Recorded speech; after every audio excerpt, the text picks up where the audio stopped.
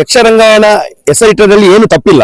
ಅದನ್ನು ಈ ಸರ್ಕಾರ ಯಾಕೆ ಅದನ್ನು ಕರಾವಳಿ ರಂಗಾಯಣ ಅಂತ ಮಾಡ್ತದಂತ ನಮಗೆ ಒಂದು ಸೋಜಿಗಾಗಿದೆ. ಕಾರ್ಕಳದಲ್ಲಿ 9/5/2022 ಶಾಸಕ ಸುನೀಲ್ ಕುಮಾರ್ ಅವರು ರಾಜ್ಯದ ಕನ್ನಡ ಮತ್ತು ಸಂಸ್ಕೃತಿ ಇಲಾಖೆ ಸಚಿವರಾಗಿದ್ದ ಸಂದರ್ಭದಲ್ಲಿ ಆರಂಭವಾಗಿದ್ದ ಯಕ್ಷರಂಗಾಯಣ ಇವತ್ತು ಹೆಸರು ಬದಲಾವಣೆ ಆಗಿದೆ. ರಂಗಾಯಣವನ್ನು ಕರಾವಳಿ ರಂಗಾಯಣ ಹೇಳುವ ಹೆಸರಿನಿಂದ ಈಗ ಹೊಸದಾಗಿ ಕರೆಯಲ್ಪಡಲಾಗುತ್ತಿದೆ. ಈಗ ಇದರ ಬಗ್ಗೆ ಶಾಸಕ ಸುನೀಲ್ ಕುಮಾರ್ ಅವರೇ ಬಹಳಷ್ಟು ಅಸಮಾಧಾನವನ್ನು ಸೂಚಿಸಿದ್ದಾರೆ. ಯಾಕಂದ್ರೆ ಅವರ ಅವಧಿಯಲ್ಲಿ ಕಾರ್ಕಳದಲ್ಲಿ ಅಂದ್ರೆ ಕಾರ್ಕಳದಂತ ತೀರಾ ಗ್ರಾಮೀಣ ಪ್ರದೇಶದಲ್ಲಿ ಈ ಒಂದು ಯಕ್ಷರಂಗಾಯಣ ಆರಂಭ ಆಗಿತ್ತು. ಇವತ್ತು ಅದರ ಹೆಸರನ್ನೇ ಬದಲಾವಣೆ ಮಾಡುವಂಥದ್ದು ಎಷ್ಟು ಸರಿ ಹೇಳುವಂತ ಒಂದು ವಿಚಾರದಲ್ಲಿ ಬಹಳಷ್ಟು ಪರ ವಿರೋಧ ವಿಮರ್ಶೆಗಳು, ವಿಚಾರಗಳು, ಗೊಂದಲಗಳು ಇದೆಲ್ಲವೂ ಕೂಡ ಆರಂಭ ಆಗಿದೆ. ಈಗ ನಾವು ಈ ನಿಟ್ಟಿನಲ್ಲಿ ಕಾರ್ಕಳದ ಯಕ್ಷಕಲಾರಂಗದ ಅಧ್ಯಕ್ಷರಾಗಿರುವ ವಿಜಯ್ ಶೆಟ್ಟಿ ಅವರ ಜೊತೆ ಒಂದಷ್ಟು ಮಾತಾಡ್ತೇವೆ. ಇದು ಇಂದಿನ ಸ್ವಯಂ ಟೈಮ್ಸ್ ವಿಶೇಷ.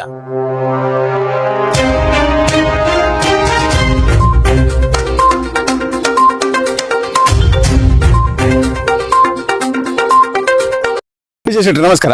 ನಮಸ್ತೆ. ಈಗ ಕಳೆದ 2-3 ದಿನಗಳಿಂದ ಯಕ್ಷರಂಗಾಯಣದ ವಿಚಾರದಲ್ಲಿ ಒಂದು ರಾಜ್ಯದಲ್ಲಿ ಒಂದು ದೊಡ್ಡ ಗೊಂದಲ ಎದ್ದಿದೆ. ಕರಾವಳಿ ರಂಗಾಯಣ ಹೇಳುವ ಹೆಸರನ್ನು ಇಡಲಾಗಿದೆ.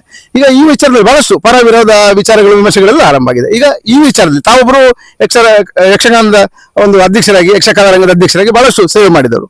ಈ ವಿಚಾರದಲ್ಲಿ ತಾವೇನು ಹೇಳಲಿಕ್ಕೆ ಇಚ್ಛೆ ಪಡ್ತೀರಾ?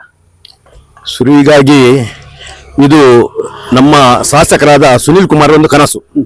ರಾಜ್ಯದಲ್ಲಿ ಒಂದು 5-6 ಕಡೆಯಲ್ಲಿ ರಂಗಾಯಣ ಇದೆ. ಅದರಲ್ಲಿ ಒಂದು ಕಾರ್ಕಳದಲ್ಲಿ ನಮ್ಗೆಲ್ಲರೂ ಖುಷಿಯ ವಿಚಾರ. ನಾವೆಲ್ಲರೂ ಒಟ್ಟಿಗೆ ಸೇರಿ, ಸಾಹಿತಿಗಳು, ಕಲಾವಿದರೆಲ್ಲ ಒಟ್ಟಿಗೆ ಸೇರಿ ಅದಕ್ಕೆ ಯಕ್ಷರಂಗಾಯಣ ಎಂಬ ಹೆಸರನ್ನು ಇಟ್ಟಿದ್ದೇವೆ. ಈಗ ತನ್ನಂತಾನೆ ಅದು ಕರಾವಳಿ ರಂಗಾಯಣ ಅಂತ ಬದಲಾಗಿದೆ. ಯಾಕೆ ಬದಲಾವಣೆ ಮಾಡಿದ್ರಂತ ನಮಗೆ ಗೊತ್ತಿಲ್ಲ. ಯಾವುದೇ ರಾಜಕೀಯ ಉದ್ದೇಶ ಇದ್ರು ಅವರು, ಇದು ಯಕ್ಷಗಾನಕ್ಕೆ ತುಂಬಾ ಇತಿಹಾಸ ಇದೆ, ಅದರ ಹೆಸರನ್ನೇ ಇಡ್ಬೇಕಂತ ನಾನು ಈ ಸ್ವಯಂ ಟೈಮ್ಸ್ನ ಮೂಲಕ ನಾನು ಸಾರ್ವಜನಿಕರಲ್ಲಿ ಮತ್ತು ಸರ್ಕಾರಕ್ಕೆ ಈ ಮನವಿಯನ್ನು ಸಲ್ಲಿಸ್ತೇನೆ. ನೋಡಿ ವಿಜಯ್ ಶೆಟ್ಟಿ, ಈಗ ಯಕ್ಷರಂಗಾಯಣದಲ್ಲಿ ಒಂದಷ್ಟು, ಯಾಕಂದ್ರೆ ಆ ಹೆಸರಿನ ವಿಚಾರದಲ್ಲಿ ಗೊಂದಲಗಳೇ. ಈಗ ತಾವು ಯಕ್ಷ ಕಲಾರಂಗದ ಮೂಲಕ ಕಾರ್ಕಳದಲ್ಲಿ ಒಂದಷ್ಟು ಜನರಿಗೆ ಸಹಕಾರ ಕೊಟ್ಟಿದ್ದೀರಿ. ಈಗ ಯಾವ ರೀತಿಯಲ್ಲಿ ಸಹಕಾರ ತಲುಪಿದೆ? ನಾವು ವರ್ಷಕ್ಕೊಂದು 10-12 ಶಾಲೆಗಳಿಗೆ ಉಚಿತವಾಗಿ ನಮ್ಮ ಯಕ್ಷಕಲಾರಂಗ ಮತ್ತೆ ಪಟ್ಲ ಫೌಂಡೇಶನ್ ವತಿಯಿಂದ ಉಚಿತವಾಗಿ ಯಕ್ಷ ಶಿಕ್ಷಣವನ್ನು ಶಾಲೆಯ ಮಕ್ಕಳಿಗೆ ನೀಡ್ತಾ ಇದ್ದೇವೆ. ಆ ಮಕ್ಕಳಿಗೆ ಮುಂದೆ ಕಲಾವಿದರು ಆಗ್ಬೋದು, ಇಲ್ಲದೆ ಖಾಲಿ ಪ್ರೇಕ್ಷಕರು ಕೂಡ ಆಗ್ಬೋದು. ಈಗ ಕಲಾವಿದರಿಗೂ ನಾವೊಂದು ಉದಾಹರಣೆ ಕೊಡೋದಾದ್ರೆ ಪಟ್ಲ ಸತೀಶ್ ಶೆಟ್ರು ಯಕ್ಷಗಾನಕ್ಕೆ ಅವರು ಈಗ ಯಕ್ಷಗಾನದಲ್ಲಿ ಬಹಳ ಮೇರು ವ್ಯಕ್ತಿ. ಯಕ್ಷಗಾನದಲ್ಲಿ ಆ ಮಟ್ಟಕ್ಕೆ ಮಕ್ಕಳು ಹೋಗ್ಲಿಕ್ಕೆ ಸಾಧ್ಯ ಇದೆ. ಹಾಗಾಗಿ ನಾವು ನಮ್ಮ ಕಲಾರಂಗ ಒಂದು 15 ವರ್ಷದಿಂದ ಉಚಿತವಾಗಿ ಶಿಕ್ಷಣವನ್ನು ನೀಡ್ತಿದ್ದೇವೆ. ಅದನ್ನು ಈಗ ಸಹ ಮುಂದುವರಿಸಿದ್ದೇವೆ.